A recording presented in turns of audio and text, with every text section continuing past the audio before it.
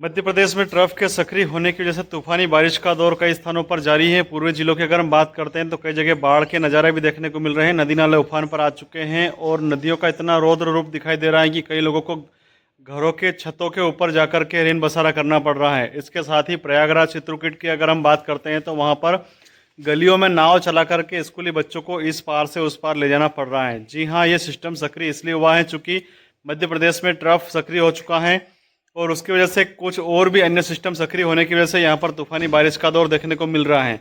इसी बीच में खासकर अगर हम बात करते हैं तो मऊगंज, जबलपुर, चित्रकूट, रीवा, सतना, डिंडोरी, मंडला, खजुराहो, पन्ना, उमरिया, भेड़ाघाट में तूफानी बारिश की वजह से सभी नदी नाले उफान पर हैं और रौद्र रूप दिखाई दे रहा है। लेकिन अब मध्य प्रदेश के मध्य जिले, दक्षिण जिले और पश्चिम जिलों में बारिश का नज़ारा किस प्रकार से देखने को मिलेगा, वो जानकारी इस वीडियो के माध्यम से आज आपको देने वाला हूं। किसान साथियों, मैं हूं आपका सुचिंतक नानालाल बंबोरिया और चलिए शुरुआत करते हैं मौसम की जानकारी। उसके पहले आपसे आग्रह करना चाहूँगा, चैनल पर अगर पहली बार आए तो चैनल को सब्सक्राइब अवश्य कर लीजिएगा। कुछ लोग बोल रहे थे कि आप फॉलो का बोलते हैं लेकिन हमारे यहाँ सब्सक्राइब दिखाई दे रहा है।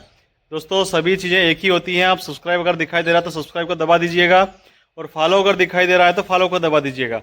दोनों ही परिस्थिति में आप मेरे सदस्य बन जाएंगे। इसमें आपका किसी प्रकार का कोई चार्ज नहीं लगता है और इसका लाभ सबसे बड़ा ये होगा कि मौसम की त्वरित जानकारी सबसे पहले आपकी मोबाइल की स्क्रीन पर पहुंच जाएगी, जिससे आप आने वाले समय में सतर्क हो सकेंगे। चलिए शुरुआत करते हैं।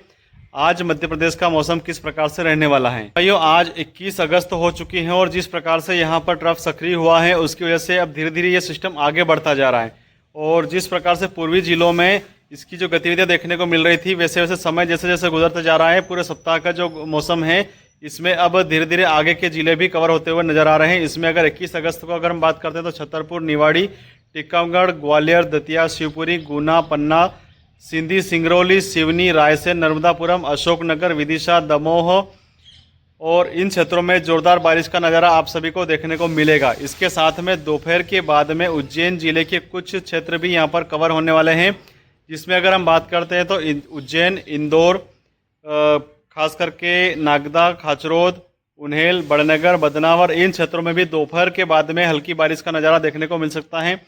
चूँकि सिस्टम तो सक्रिय हो रहा है लेकिन उसका स्ट्रॉन्ग सपोर्ट यहाँ पर नहीं मिल रहा है, इस वजह से इस प्रकार से मौसम में विसंगतियाँ बनती हुई नज़र आ रही हैं।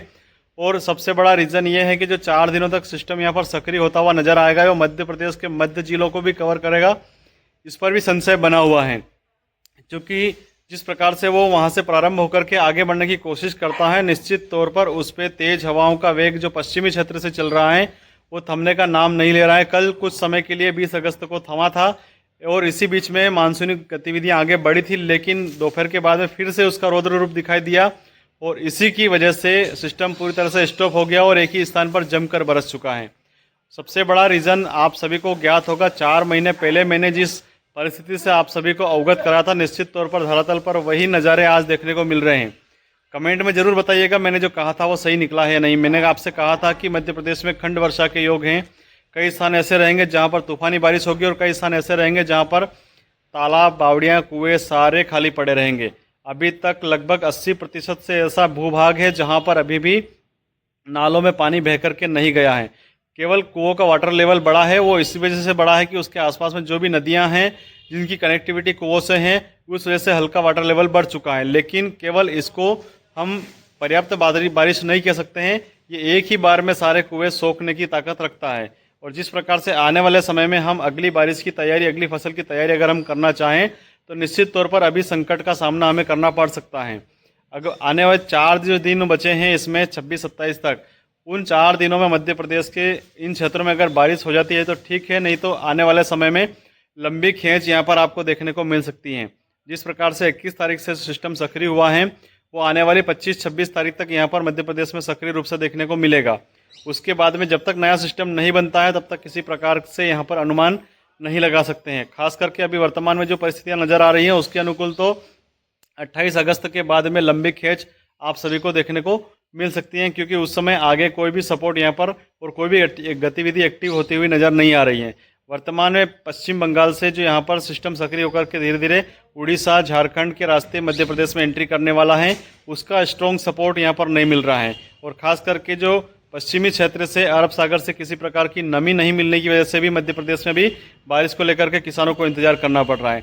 तो अब भगवान से प्रार्थना अवश्य करनी पड़ेगी कि इस प्रकार से जो मौसम में अनुकूलता दिखाई दे रही है ये धीरे धीरे आगे बढ़ती जाए और विपरीत परिस्थितियों से किसानों को उबार सके, इसके लिए प्रार्थना अवश्य कीजिएगा। किसान साथियों, इसी प्रकार की महत्वपूर्ण जानकारी के वीडियो शेयर करना बिल्कुल भी ना भूलें और चैनल को सब्सक्राइब कर लीजिएगा ताकि आपकी मोबाइल की स्क्रीन पर सबसे पहले महत्वपूर्ण जानकारी उपलब्ध हो सके। जय हिंद, जय भारत, जय जवान, जय किसान।